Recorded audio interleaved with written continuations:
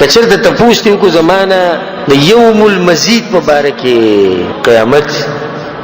او کچرته تپوس دی کو عن يوم المزيد وزيارة العزيز الحميد او د عزیز او حمید رب سره د ملاویدو چې داغه د دیدن بسنګ کې په آخرت کې داغه لپاره ولني خبر ده لازم دي چې تاسو په کې شوق په دنیا کې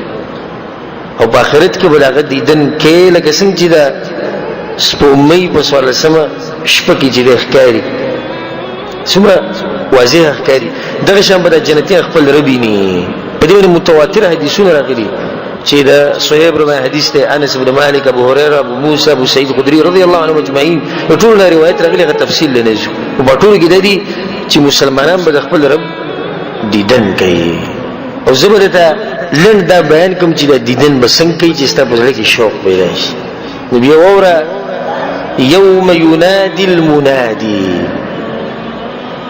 کله چې جنتیان جنت ته لاړ شي او جهنميان جهنم ته لاړ شي وقضي بينهم بالقسط او په انصاف سره به هغه په منځ کې فیصله وشي نو څوک چې جهنم ته تللی دی د الله په عدل او انصاف سره به تللی او څوک چې جنت ته تللی دی نو د خپل رب پر رحم باندې به تللی دوی مشغولي په دې نعمتونو کې مبارک شي او بل مبارکي ورکي الا قيلا سلاما سلاما او د هر طرف نو سلامونه په خیر علي مبارک شه جنت تلالو اگر منس کی با آواز کون کی آوازو کی یا اهل الجنه ای جنتیانو طول بغلی شی بر بگوری جی برسی چلے ان ربکم تبارک وتعالى یستزیرکم اللہ تا سخبر زیارت لرغواری فحی علی زیارته مرازی داغ زیارت لا وطول يوبته وګوري به وایي سمعا وطاعه وګوري د مندر وينهضون الى الزياره مبادرين من بجيو شور بجيو خلق بروانش نا يو زيت بورسي الذي جعل لهم موعدا چې بده غزي کې الله سبحانه وتعالى بدوی باندې زیارت کوي وجمعوا هناك الطول بالتراجمش أمر الرب تبارك وتعالى بكرسيه فنصب هناك رب العالمين دبر كرسي ولقي فنصب هناك دبد كي غوديش ثم نصبت له منابر من نور او بيابد النور نجورشي من برون روليشي ومنابر من لؤلؤ ودم الغلر نجور شيء ومنابر من زبرجد ومنابر من ذهب ومنابر من فضة من المسك قسم من بری وکی خودی شي دی بل وسوک کینی ابا چا د پاره نه بس کله چې دوی به خپل مجلسونو کې کینی دا منبرونه کې خو دې شو کنه په دې منبرونو کې هر سړي نصیب دی د درجو مطابق اوچت منبر پکې دی منابر من نور نور نه جوړ شي بیا به لؤلؤ بیا زبرجد بیا ذهب بیا فضه بیا مسك کله چې دوی کینی واطمئنت بهم اماكنهم اخر مطمئن شي په خپل زینو کې نادى المنادي يكسب بها وازك يا أهل الجنة الجنتيانو إن لكم عند الله موعدا الله سر الله توسر يلوز كره او الله غواړي چې خپل لوز پوره کړي نو دوی وایي ما هو دغه سب بل سنه مت الله موږ راکې الم يبيض وجوهنا زموږ مخونه چې سپین کړي ويثقل موازيننا او زموږ تلی چې درنې کړي وي د نیکانو دا او منګه جنت ته بوتلو او منګه د جهنم نه بچ کړو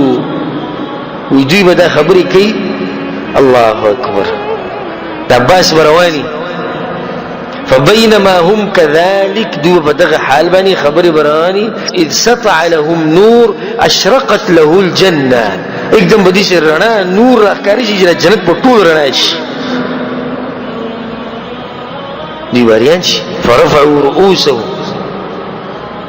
دی خپل سلوه چې کی سي جل دی خبره ته وګوري فاذا الجبار جل جلاله وتقدست اسماؤه قد اشرف عليهم من فوقهم رب العالمين بو ته راښکاري شي دی دی په خبرو کې جبار قهار غفور رحيم رب العالمين ابر اخكارش او جل اخكارش نو الله بوتو يا اهل الجنة سلام عليكم سلام دي بتا سبحان دي بوتو يجي اللهم انت السلام